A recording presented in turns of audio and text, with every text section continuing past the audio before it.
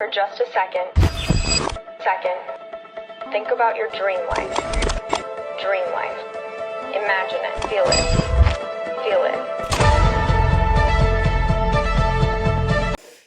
Hi hello ನಮಸ್ಕಾರ, welcome to Mohit dairy farming. ಎಲ್ಲರೂ ಹೇಗಿದ್ದೀರಾ? ಎಲ್ಲರೂ ಚೆನ್ನಾಗಿದ್ದೀರಾ ಅಂತ ಅಂದ್ಕೊಂಡಿದ್ದೀನಿ. ನಾನಿವತ್ತು ನಮ್ಮ ಡೈರಿ ಫಾರ್ಮಿಂದು ಮೇವಿನ ಖರ್ಚು ಒಂದು ದಿನಕ್ಕೆ ಎಷ್ಟಾಗುತ್ತೆ ಅನ್ನೋದನ್ನ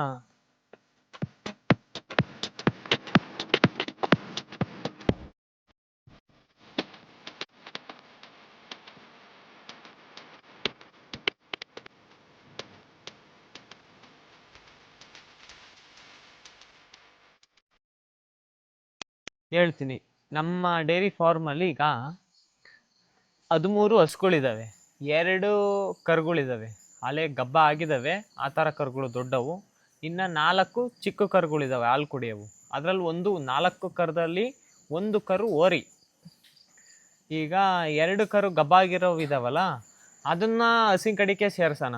ಅವು ಹೊಸ ತಿಂದಂಗೆ ತಿಂತಾ ಇದ್ದಾವೆ, ಅವೇನು ಕಮ್ಮಿ ತಿಂತಾ ಇಲ್ಲ. ಹಾಗಾಗಿ ಟೋಟಲಿ 15 ಹಸುಗಳು. 15 ಹಸುಗಳಲ್ಲಿ ನಾವು ಮೇವು ಯಾವ ಥರ ಹಾಕ್ತೀವಿ ಅಂದರೆ, ಬೆಳಗ್ಗೆ 1 ಟಬ್ಬು ಮೇವು, ಸಂಜೆ 1 ಟಬ್ ಮೇವು ಹಾಕ್ತೀವಿ, ಮಧ್ಯ ಯಾವುದೂ ಹಾಕಲ್ಲ. ಆಮೇಲೆ ಆ ಟಬ್ಬು 10 kg ಬರ್ಬೋದು, 10ರಿಂದ 12 kg ಬರ್ಬೋದು.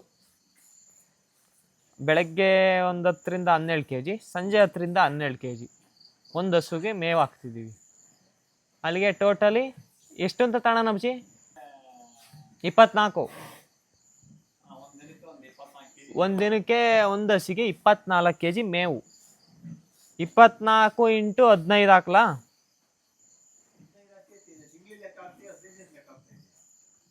ಒಂದು ದಿನಕ್ಕೆ ಲೆಕ್ಕ ಹಾಕ್ಬೇಕು. 24 × 15 360 kg ಒಂದು ದಿನಕ್ಕೆ ಮೇವು ತಿನ್ನಿಸ್ತಾ ಇದ್ದೀವಿ. 360 × 30 ದಿನ 10,800 ಆಯ್ತಪ್ಪ.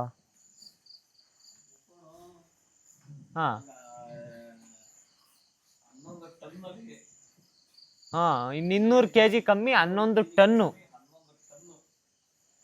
11,000 kg ಒಂದು ತಿಂಗಳಿಗೆ 30 ದಿನಕ್ಕೆ. ಇಷ್ಟು ಮೇವು ತಿನ್ನಿಸ್ತಾ ಇದ್ದೀವಿ ನಾವು ನಮ್ಮ ಹಸುಗಳಿಗೆ.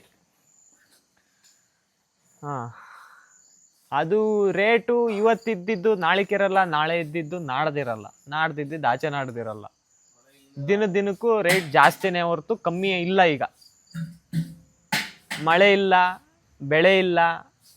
ನಮ್ಮ ಕಡೆ ಭಾಗದಲ್ಲಿ ಯಾರೂ ಬೆಳೆಯಲ್ಲ ಈ ಥರ ಮೇವು. ಸೈಲೇಜಿಗೆ ಮಾಡೋ ಅಂಥ ಮೇವು ಯಾರೂ ಬೆಳೆಯಲ್ಲ, ಬೆಳೆಯೋಕ್ಕಾಗೋದು ಇಲ್ಲ. ನವಿಲು ಕಾಟ, ನೀರಿಲ್ಲ, ಹಂದಿ ಕಾಟ. ಇನ್ನು ನಮ್ಮ ಕಡೆ ಹಾಕಲ್ಲ ಯಾರು, ಹಂಗಾಗಿ ಎಲ್ಲ ಇದಕ್ಕೆ ಬಂದು ಮುತ್ಕೊಂತವೆ, ಕಾಯೋಕ್ಕಾಗಲ್ಲ. ಈಸೊಂದು ಹಸ ಕಟ್ಕೊಂಡು ಮೇವನೇ ಕಾಯ್ತೀಯೋ, ಹಸನೇ ಕಾಯ್ತೀಯೋ, ಸಗಣಿನೇ ಬಾತೀಯೋ, ಹಾಲನ್ನೇ ಕರಿತೀಯೋ ಅನ್ನಂಗೆ ಆಗುತ್ತೆ. ಹಂಗಾಗಿ ನಾವು ಹಾಸನ ಆ ಕಡೆಯಿಂದ ತರಿಸ್ತೀವಿ ಸೈಲೇಜ್ ಮೇವ ಪುಡಿ.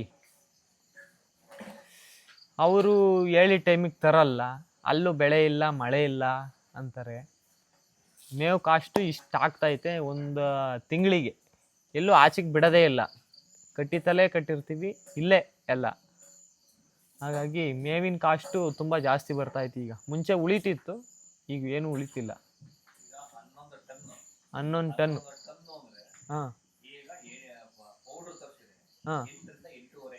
8ರಿಂದ 8.5 ರೂಪಾಯಿ ಒಂದು ಟನ್ನಿಗೆ ಐತೆ.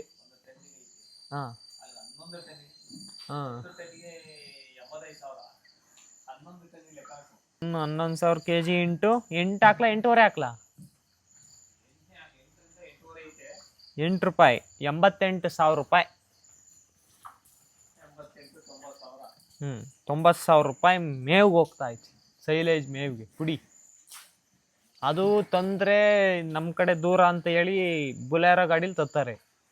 ಅದನ್ನು ಅವ್ರೇನು ಅನ್ಲೋಡ್ ಮಾಡಲ್ಲ, ನಾವು ಅನ್ಲೋಡ್ ಮಾಡ್ಕೊಬೇಕು.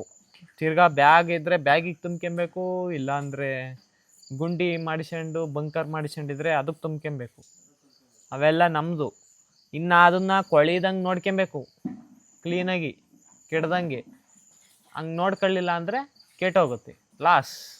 90,000 ರೂಪಾಯಿ. ಇಷ್ಟೆಲ್ಲ ನಡೀತಾ ಐತೆ. ಹೈನುಗಾರಿಕೆ ಮಾಡೋದು ಇನ್ನೊಂದು ತಿಂಗಳು 2 ತಿಂಗಳು ಹಿಂಗೆ ಮಳೆ ಹೋಗಿ ಹಿಂಗೆ ಆ ಕಡೆ ಬೆಳೆದಂಗಿದ್ದು ಹೈನುಗಾರಿಕೆ ಮಾಡೋದು ತುಂಬ ಅಂದರೆ ತುಂಬ ಕಷ್ಟ ಆಗುತ್ತೆ. ಈಗಲೇ ಮ್ಯಾಲ್ ಬತ್ತೈತಿ, ಕೈಯಿಂದ ಹಾಕಿ ಸಾಕ್ತಿದ್ದೀವಿ. ಯಾಕೆ ಅಂದರೆ ಕಟ್ಕೊಂಡಿದ್ದೀವಿ, ಬಿಡೋಕ್ಕಾಗಲ್ಲ. ಹಾಗಾಗಿ ಹಿಂಗೆ ಸಾಕ್ತಾ ಇದ್ದೀವಿ. ಹಿಂಗೆ ಇನ್ನು ಮುಂದುವರೆದ್ರೆ ಮಳೆ ಏನು ಮಾಡೋಕ್ಕಾಗಲ್ಲ. ಹೈನುಗಾರಿಕೆ ಎಲ್ಲರೂ ತುಂಬ ಮಾಡೋದೆ. ಹೈನುಗಾರಿಕೆ ಯಾಕೆ ಎಲ್ಲರೂ ಮಾಡ್ತಾವ್ರೆ ಅಂದರೆ 15 ದಿನಕ್ಕೆ ಪೇಮೆಂಟ್ ಆಗುತ್ತೆ. ಯಾವ ಕೆಲಸದಲ್ಲೂ ಆ ಥರ ಆಗಲ್ಲ. ಹೈನುಗಾರಿಕೆಯಲ್ಲಿ 15 ದಿನಕ್ಕೆ ಪೇಮೆಂಟ್ ನೋಡ್ಬೋದು ಅಂತ ಜನ ಮಾಡ್ತಾ ಇರ್ಬೋದು. ಇನ್ನು ಹೊರ್ಗಡೆ ಹೋಗಿ ಮೇಯ್ಸ್ಕೊಂಬಂದು ಸಾಧಾರಣವಾಗಿ ಮುಂಚೆ ಎಲ್ಲ ಮಾಡ್ತಿದ್ರಲ್ಲ ಆ ಥರ ಮಾಡ್ತಿರೋರಿಗೆ ಲಾಭ ಐತೆ. ಈ ಮೇವಿನ ದುಡ್ಡು ಉಳ್ಕೊಳುತ್ತೆ. ನಾವು ಈ 15 ಹಸನೂ ಕರ್ಕೊಂಡೋಗಿ ಮೇಯ್ಸ್ಕೊಂಬರೋಕ್ಕಾಗಲ್ಲ. ಜಾಗನೂ ಇಲ್ಲ, ಹಿಡ್ಕೊಂಡೋಗೋಕ್ಕೆ ಜನನೂ ಇಲ್ಲ. 15 ಹಸ ಹಿಡ್ಕೊಂಡೋಗಿ ಎಷ್ಟು ಜನ ಬೇಕಾಗ್ತಿ?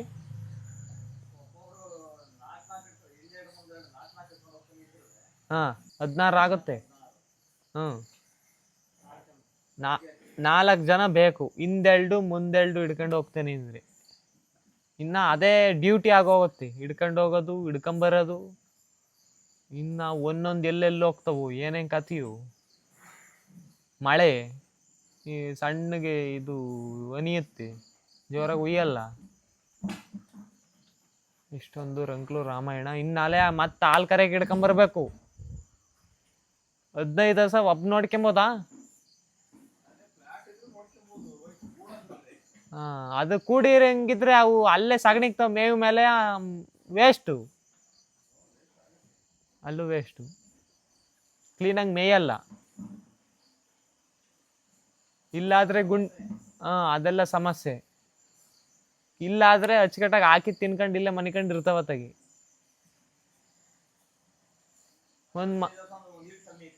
ಒಂದು ಈಡ್ ಸಗಣಿ ಇಕ್ಕಲ್ಲ, ಮೇಯದೇ ಇಲ್ಲ. ಹುಲ್ಲಿ ಮೇಲೆ ಇಕ್ತವೆ, ಇನ್ನೊಂದು ತಕ್ಕ ಹೋಗ್ತವೆ. ಸುಮ್ಮನೆ ತುತ್ತುದಿ ತಿಂದತ್ಲಾಗೆ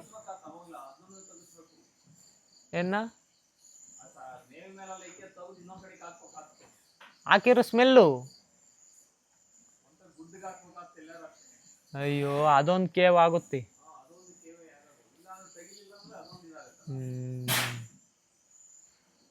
15 ದಿವಸ ಹೊಡ್ಕೊಂಡೋಗಿ ಹತ್ರದಲ್ಲಿದ್ರೇನೋ ಓಕೆ, ದೂರದಲ್ಲಿದ್ದು ಹೊಡ್ಕೊಂಡೋಗಿ ಸಾಕಾಗಿ ಹೋಗುತ್ತೆ. ಹಾಂ, ಆಮೇಲೆ ಬೆಳಗು ಸಂಜೆ ತಿಂತಲೇ ಇರ್ತವೆ, ಮೆಲ್ಕ್ ಹಾಕಲ್ಲ. ಅದೊಂದು ಸಮಸ್ಯೆ. ಟೈಮ್ ಇರಲ್ಲ, ಅದು ದೊಡ್ಡ ಸಮಸ್ಯೆ ಆಗುತ್ತೆ. ಇನ್ನು ಒಟ್ಟಿನಲ್ಲಿ ಒಂದು ಮಾಡಿರೋ ಒಂದು ಕಷ್ಟ, ಒಂದು ಮಾಡಿರೋ ಒಂದು ಕಷ್ಟ, ಆ ಥರ ಐತೆ. ನೋಡ್ಕೊಂಡು ಹೈನುಗಾರಿಕೆ ಮಾಡಬೇಕು. ಈ ಎಲ್ಲ ಆಲ್ಮೋಸ್ಟು ಸೈಲೇಜ್ಗೆ ಇದಾಗ್ಬಿಟ್ಟವ್ರು ರೂಢಿ. ಸೈಲೇಜ್ ತರಿಸ್ತಾ ಹಾಕ್ದ. ಈ ಕೊರೋನಾ ಬಂದಿಂದ ಈ ವಿಪರೀತ ಜಾಸ್ತಿ ಆಗ್ಬಿಟ್ಟೈತೆ ಹೈನುಗಾರಿಕೆ ಮಾಡ್ತಿರೋರಲ್ವಾ. ಒಂದು 2-3 ವರ್ಷ ಕಟ್ಕೊಂಡ್ರು, ಶುರು ಹಚ್ಕೊಂಡ್ರು ಸೈಲೇಜ್ ತರಿಸ್ಕೊಂಡು. ಹಂಗಾಗಿ ಸೈಲೇಜಿಗೆ ಈ ಥರ ಡಿಮ್ಯಾಂಡ್ ಬಂದಿದೆ. ಇಲ್ಲೊಂದು ಸೈಲೇಜ್ ಬ್ಯಾಗ್ ಎಲ್ಲ ಐತೆ, ಅಲ್ಲೊಂದು ಸೈಲೇಜ್ ಬ್ಯಾಗು. ಟೋಟಲಿ 6 ಟನ್ನು ಈಗ ತರಿಸಿ ತುಂಬ್ಕೊಂಡಿದ್ದೀವಿ. ಖಾಲಿ ಆಗಕ್ಕೆ ಬತ್ತೈತೆ. ಎಷ್ಟು ದಿನ ಆಯ್ತು ನಾವು ತರಿಸಿ ಅಲ್ಲೇ? ಅಂದಾಜು ಒಂದು 10 ದಿನ. 10 ದಿನ ಮೇವು ಹಾಕಿರೋದಕ್ಕೆ ಇಷ್ಟಲ್ಲೇ ಖಾಲಿ ಆಗೈತೆ. ಬೆಳಿಗ್ಗೆ ಸಂಜೆ ಹಾಕಿ ಇನ್ನೂ ಅಷ್ಟಿದ್ದಂಗೆ ಫೋನ್ ಮಾಡ್ಬೇಕು ಅವರಿಗೆ, ಮೇವು ಮೇವು ಮೇವು ಅಂತ. ಅವರೆಲ್ಲರೂ ಹುಡುಕಿ ತಮ್ಮಂದು ರೇಟ್ ಡಿಮ್ಯಾಂಡು. ನಮಗಿಲ್ಲ ಅಂದರೂ ಇವಕ್ಕೆ ಹಾಕಬೇಕು. ಹಾಲು ಕೊಡ್ತಿರ್ತವೆ. ಇನ್ನು ನಾವು ಲೇಟ್ ಮಾಡಿ ಹಾಕ್ಲಿಲ್ಲ, ಹಂಗೆ ಹಿಂಗೆ ಮಾಡಿದರೆ ಮುಗೀತು ಹಾಲು.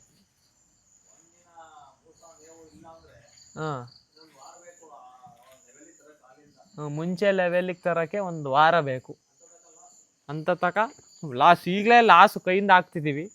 ಆಮೇಲೆ ಇನ್ನಿನ್ನೂ ಕೈಯಿಂದ ಹಾಕ್ಬೇಕಾಗತ್ತೆ. ಮೇಂಟೈನ್ ಮಾಡ್ಕೊಂಡು ಹೋಗ್ತಾ ಇರಬೇಕು. ಇದ್ದರೆ ಹೈನುಗಾರಿಕೆ. ಇಷ್ಟೆಲ್ಲ ಸಮಸ್ಯೆ ಇರುತ್ತೆ. ಮುಂಚೆ ಎಲ್ಲ 4 ರೂಪಾಯಿಗೆ ತರಾರ ಸ್ಪಾಟಿಗೆ, 4 ರೂಪಾಯಿಗೆ ಇಲ್ಲಿಗೆ ತರೋರು. ಈಗ 8, 8.5. ಬೇಲ್ ತರಿಸ್ತೀನಿ ಅಂದರೆ ಚಿಕ್ಕವು 10 ರೂಪಾಯಿ, 9.5, 10. ಈ ಥರ ಎಲ್ಲ ನಡೀತಿದೆ. ಹೈನುಗಾರಿಕೆ ಅಷ್ಟು ಸುಲಭವಾಗಿಲ್ಲ. ಇಷ್ಟೆಲ್ಲ ಹೇಳ್ತಾ ನಮ್ಮ ಮೋಹಿತ್ ಲೈಕ್ಸ್ ಡೈರಿ ಫಾರ್ಮಿಂಗ್ದು ಕತೆ ಈ ಥರ ಇದೆ. ದಯವಿಟ್ಟು ಎಲ್ಲ ಸಪೋರ್ಟ್ ಮಾಡಿ, ಇದೇ ರೀತಿ ವಿಡಿಯೋ ನೋಡಿ. ಇನ್ನು ಮುಂದಿನ ದಿನಗಳಲ್ಲಿ ಮತ್ತೆ ಇನ್ನೊಂದು ವಿಡಿಯೋ ಮಾಡ್ತೀನಿ. ಅದರಲ್ಲಿ ಬೂಸ್ಕೊಳ್ಳೋದು ಖರ್ಚು ಎಷ್ಟಾಗುತ್ತೆ ಒಂದು ದಿನಕ್ಕೆ, ತಿಂಗಳಿಗೆ ಎಷ್ಟಾಗುತ್ತೆ ಅದನ್ನ ಲೆಕ್ಕ ಹೇಳಿ ಇನ್ನೊಂದು ವಿಡಿಯೋ ಮಾಡ್ತೀನಿ. Keep watching Mohit likes.